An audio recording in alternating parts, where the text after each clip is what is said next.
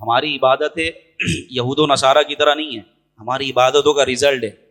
رمضان کی جو اہم عبادت ہے نا، ایک تو روزہ، دوسرا تراویح۔ 5 نمازیں تو ویسے بھی فرض ہیں، رمضان کے علاوہ بھی فرض ہیں، وہ تو پڑھنی ہیں، لیکن خاص ہے تراویح۔ تراویح میں کیا ہے؟ قیام اللیل، رات کا قیام، رات کی عبادت۔ حدیث پاک میں آتا ہے جس نے تراویح ایمان کی حالت میں، اخلاص کی حالت میں ادا کی، اللہ اس کے پچھلے گناہوں کو بخش دیتا ہے۔ بعض لوگ بولتے ہیں بڑا مسئلہ ہوتا ہے کھڑے ہونے میں۔ ارے بھائی، یہ امیگریشن میں گھنٹوں کھڑے رہتے ہیں، لمبی لمبی لائنوں میں جا کے کھڑے رہتے ہیں، تو کیا رب کے لیے کھڑے نہیں ہو سکتے؟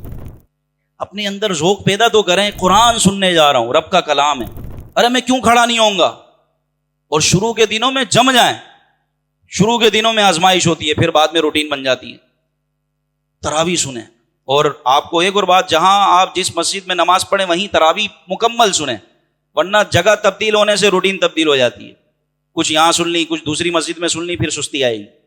اور اپنی غذا کو بھی ہلکا رکھیں۔ اگر بندہ افطاری یہ سوچ کے کرے کہ سارا دن بھوکا رہا، کھاؤ پیو ڈٹ گئے، تو بندہ پھر اذان کے وقت پڑا ہوا ہوگا، اٹھنے کی بھی ہمت نہیں ہوگی۔ تو کم کھائیں، غذا بھی ہلکی رکھیں، تاکہ آپ تراویح میں دل جمعی کے ساتھ حاضر ہوں۔ لیکن اگر آپ پیٹ بھر کر حلق تک کھا لیں گے، ہو ہی نہیں سکتا کہ آپ تراویح پڑھ سکیں۔ اور اگر آ بھی گئے تو ڈکارے اور واش روم کے چکر آپ کو تراویح پڑھنے نہیں دیں گے۔ تو ہلکی سی سادی غذا رکھیں، کبھی جو کی موٹی روٹی تو کبھی کھجور پانی، وہ کھجور سے تھوڑا بہت فروٹ لے لیا، بس یہ آپ کی افطاری ہے۔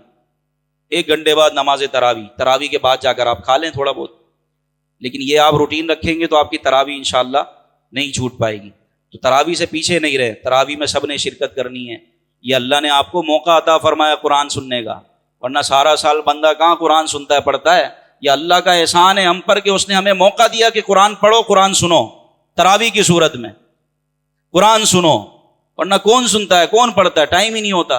تو روٹین تبدیل کرنے کے لیے آیا رمضان، اپنی راتوں کو عبادت والی راتیں بنائیں۔